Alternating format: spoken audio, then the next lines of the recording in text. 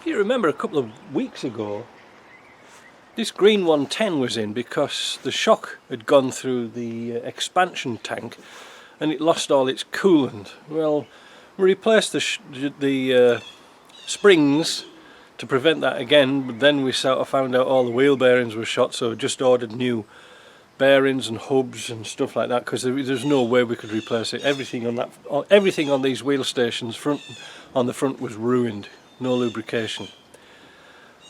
But when he took it home, he rang me up and he says, "Hey Mike, it's overheating." I said, "Well, I can't be, because if you remember on the video, I pressure tested it for about half an hour, no external leaks at all." So he brought it back and it was hot, and we tested it for a good 20 minutes, half an hour, and again nothing, no pressure drop at all. Drove it back, still overheating. I put a brand new radiator cap on it, like an expansion cap, pressure cap, thinking that might be the answer, but apparently it didn't cure it. This is a mystery, this car, because there's something not quite right. Anyway, brought it down yesterday, and I said, look, if it's not losing water externally, then it has to be it's not circulating. What could be the cause of non-circulating water? Because obviously cars just don't boil over for no reason whatsoever. There's something not quite right. So I took the thermostat out, and the customer was here. And sure enough, it was wide open. So I said, well, obviously that's not the problem. Laid it on the wing for it to cool down, and there it shut itself down. So I said, the thermostat's operating fine. But I said, well, the only thing I can think of is the water pump. It's not pumping water around. Because he's had a brand new radiator in this when he got the car. And, strangely enough, the seller gave him a head gasket as well. So, in front of the customer, I took the water pump off. And you can see it's had no antifreeze in it for years. You can see how the impeller's all corroded. And the water pump's pretty good, but it's sort of, it's a bit manky, but it's a water pump. It goes round. Now, I have seen water pumps on American cars, and aftermarket pumps have had plastic impellers that have broken. I've seen that quite a bit, so I thought to myself, I wonder if the impellers come off the shaft and this is spinning and not circulating water, but as you can see, that's fine. Now, to add mystery to this, when he bought the car, it already had an overheating problem. So I'll just meander about this trail of events and then you'll see where I'm going. He took the Land Rover to a local garage, not me, but he took it to another garage who said, oh, it's the head needs refacing, the gaskets, the head's warped. So they put the gasket on, bolted it all down, and guess what? It overheated again. The head was cracked. Now, when they did a crack test, they did a sort of a Magnaflux type of thing with a powder or something like that. Well, it doesn't always work. You've got to properly pressure test them.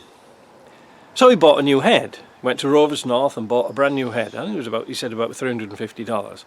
Put it on, been okay for a while. But again, it's a Chinese head. It's not an AMC head or anything like that. And the question is, and this is what's on the back of my mind, did they reuse the old head bolts again and again and again? And what gasket is on this one? Is it a metal one, or is it just a sort of composite cheapy gasket? I don't know.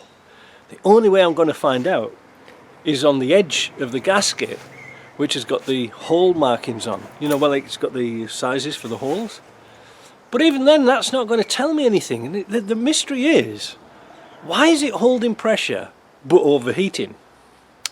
I have no idea, but there's a history with this car that I can't quite fathom.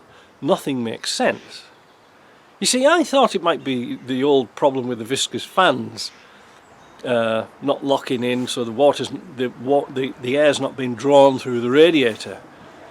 But as anybody knows, well, people do, you'll know now, that at around 30 miles an hour or 50 kilometers an hour, the airflow going through your radiator is sufficient to cool the radiator, and therefore your fan's irrelevant. That's why they have a viscous coupling on, because when you get warm air going through that radiator, it locks up the fan and everything works out well. But if the air's going through the radiator and cooling it down, well, the fan becomes irrelevant, really. If you see what I mean. That's a bit complicated. So what is wrong with this? Can we get to the bottom of what is wrong with this bloody cylinder head? If it is a cylinder head, and this is what I'm trying to get at. How do I diagnose it further? You know, I'm having a brand new radiator on. It should be cool as a cucumber. But how do I know? So what I'm going to do this morning is just a simple little test. Well, I did it yesterday when the owner was here, and I'll show you what I did. And it's so simple, it's stupid. I'll show you. Now, there's nothing to lose on this car now, because I did put coolant in it when I replaced the reservoir and pressure tested it, but it's all blown out now, so there's only water in this block. So we've got to do something before winter. So the little test I did, which was really simple, when the water pump was off here, I put the radiator hose back on, and I'm going to fill it with water, and you can watch it come out of here. Let's sort of do a zoomy woomy. Whoop. Right, so I'm going to fill this hose up. Let's turn that a little bit so you can see me putting water in at the same time. That's perfect. Here we go.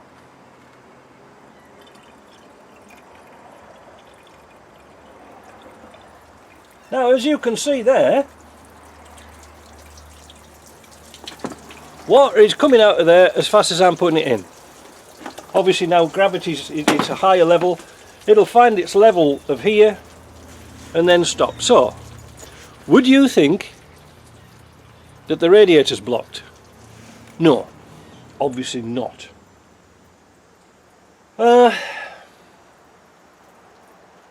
Is there an airlock in the system? Well, it can't be. I mean, an airlock would sort of bleed its way through. So the next thing I'm going to check is these hoses here to make sure that this little device here isn't blocked up. Now, even then, it doesn't always mean it's going to overheat, but it could. So let's take it off and let's find out. This has only had water in it, so let's have a go. It's like playing bagpipes, look.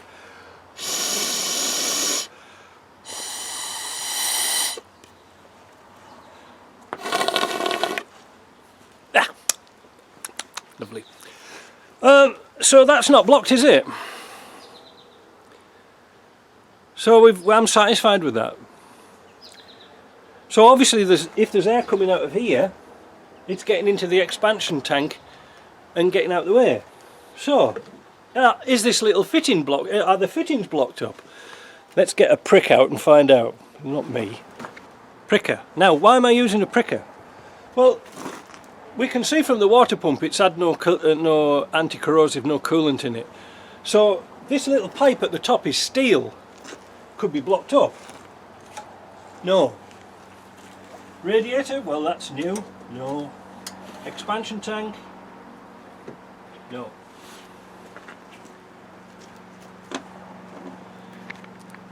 Now, we have a problem.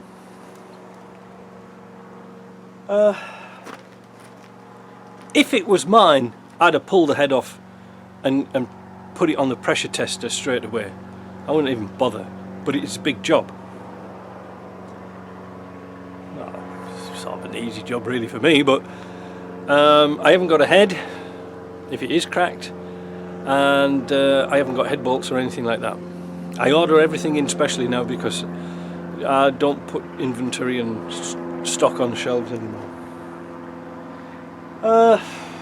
You know what I'm thinking? And it is a tough call, because like I said, the problem is when you're fault finding, like this, it can suck up hours and hours of a time, and the customer's got to pay for it some way or other, that you might as well just go straight to the head and pull the head off. You know, I can have that head off in less than an hour, and we'll find out what's wrong. But remember too, when this car came in, and these are another things just entered me nut, remember there was no oil in it either, eh? Look at the engine. Can you see it? It's covered in oil at the back. Now, oil and water is, I don't know, should be two separate items. But if this engine's been getting really, really hot, then oil gets thin and it'll find its way out of anywhere. But not to lose all the oil. If you can recall, these engines take about, what, I can't remember now off the top of my head, 7 litres of oil, and I think we put 5 in it. It's not good. It's not good at all. Wait a minute, I'm going to have to think about something. Well, I've been thinking about this for the last 10 minutes and I still haven't got anywhere.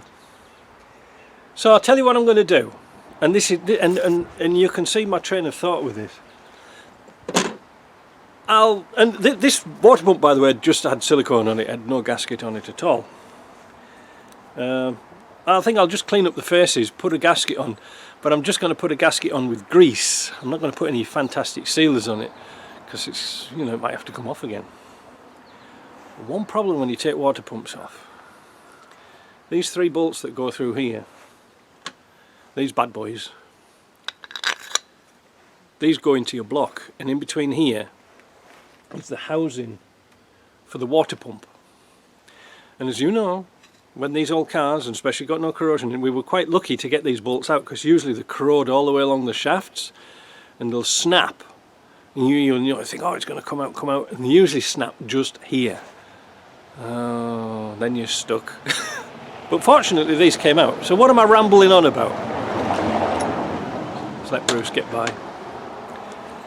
These 3 bolts here also hold the P gasket on. Now, hopefully we haven't disturbed the gasket. And I see there's signs of silicone around the back, so perhaps somebody's changed this before. I know I didn't. But hopefully we haven't disturbed the P gasket, that's what I'm trying to say. If we have, then we have to take all the front off to do it again. Now, oh, the train's in now, isn't it amazing? So what I'm going to do is gasket this up, bolt it all back together, fill it full of water. I'm going to have it standing here and see what happens with a thermal imaging camera, because that might just tell us 1 or 2 things about circulation of water, or coolant, or water in this case. Let me get it right. So right, I'm getting ready to put the pump on. I've assembled everything. I put the pump through the blaster with, what was it, soda blaster, so that's nice, and the gasket face is all nice.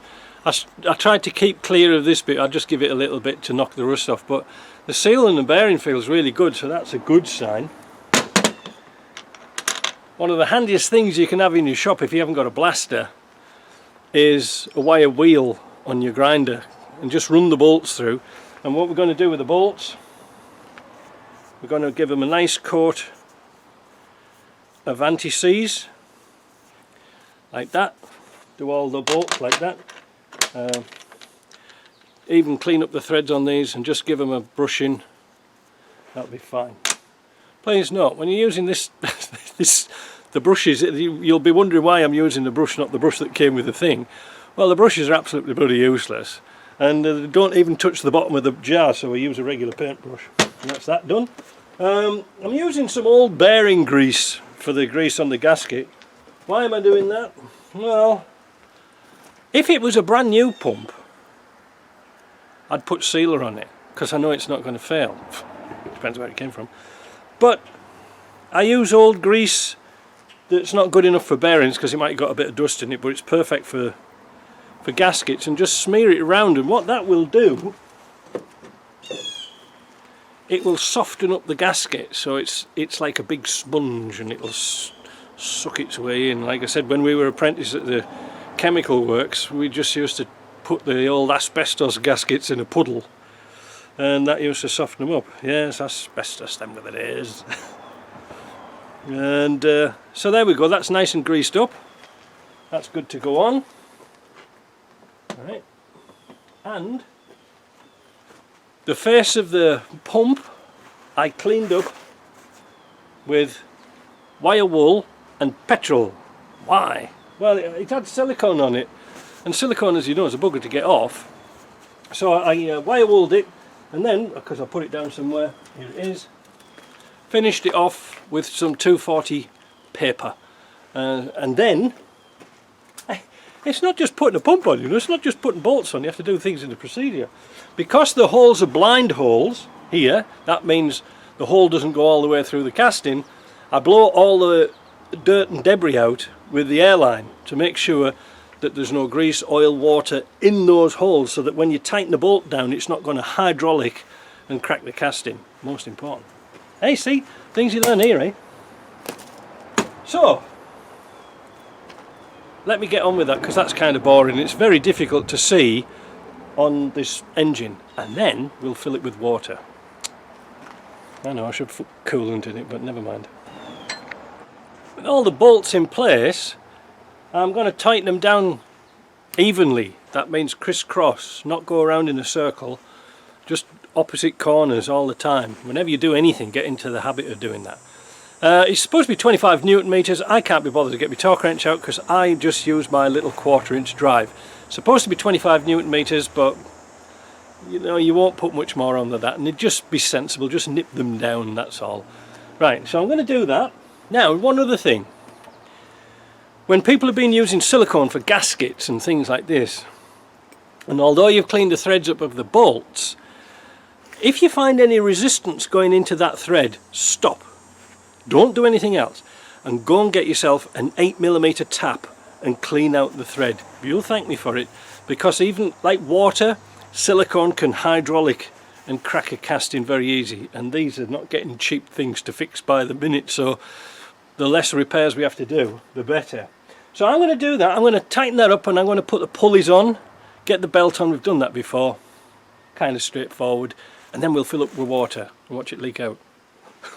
So with the radiator topped up, the cooling system topped up, the expansion tank to the correct level, what I've done now is this return hose from the heater I've taken off, and I'm going to use my pressure tester to try and push some coolant or water through the block and into the heater. Now I don't know if it's going to work. It's got 2 chances, hasn't it?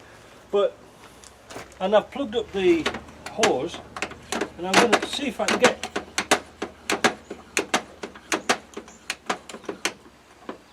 seems on. I want it to go through.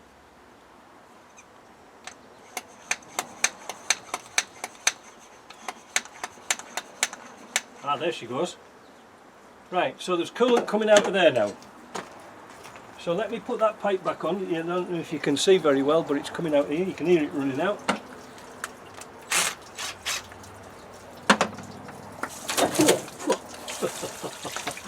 Something's not right. Whoa, that was a surprise. I'm wondering if that heater's blocked up. That shouldn't spray like that, because it was open. Well, is that the problem? Well, I've had an early bath there. Let's get it running. In fact, I tell you what, while it's still got water in it,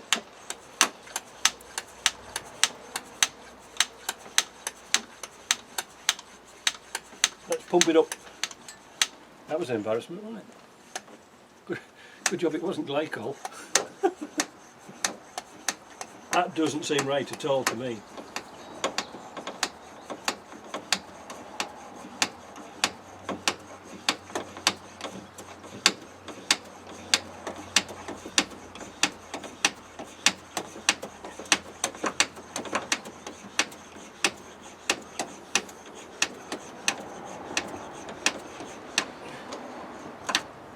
Right, that's 50.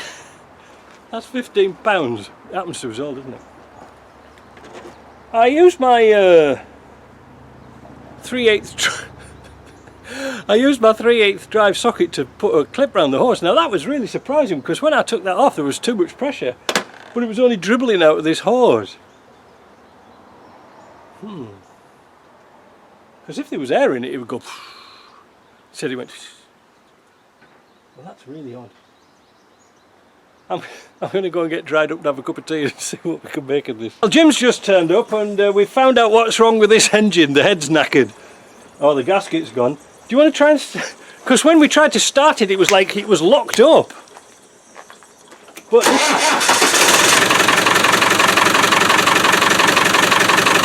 There's water bellowing out of the top.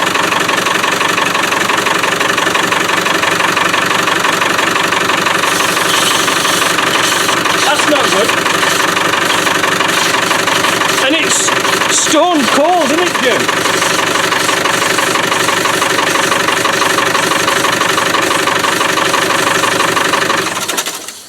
Look at that, look at that. Yeah, bloody... Look at this, can you see the exhaust gas coming out of here? Listen it. Yeah. Snack it. Head off. Ooh. Gonna have to pay some bills for that one. Tell you. No wonder I couldn't work it out. Damn, he's been driving that for 2 weeks. That's been gone long before this. You know, the shock thing went. Wants fixing with a new one, doesn't it? Oh well, there you go. It's going to be expensive. You know something, when you buy a car and the dealer gives you a head gasket, it doesn't really fill you full of confidence, does it? Oh, he says it's spares to go with it. Yeah, no, that's it. Because when it look, you see it's pushed all the water out the radiator, out the thing already. And that's only been running for what, 30 seconds? 30 seconds. No, that's it. Head's cracked. Or I think the head's cracked now. But the gasket's definitely gone. And, well, no, wait a minute. Let's get this right. It held pressure on the tester, but there's compression gas getting into it. I think there's a problem with the head, because these are shonky Chinese heads. You know. Because the head I'm fitting on that white one over there, I think that was about 350 quid. And you paid $350 for this one. So there's something wrong. Right, I shall have to report the bad news. Oh dear. Well, that was an eye-opener, because like you missed it when we first turned it on, because it was almost like a flat battery, wasn't it? Yeah. It was just like locked up. Clicky. It was hydraulic. I hope the rods are all right. And he's been driving it, Jim. No wonder he said you could drive it with the cap off. He was driving it with the cap off because we said, oh, it was boiling over. Well, it wasn't boiling over. It's just there's too much crankcase pressure getting in the cooling system. Well, I think I'll put my deposit down for that 2020 Land Rover. I think I'll ring up the dealers right now and get one. Right, see you later.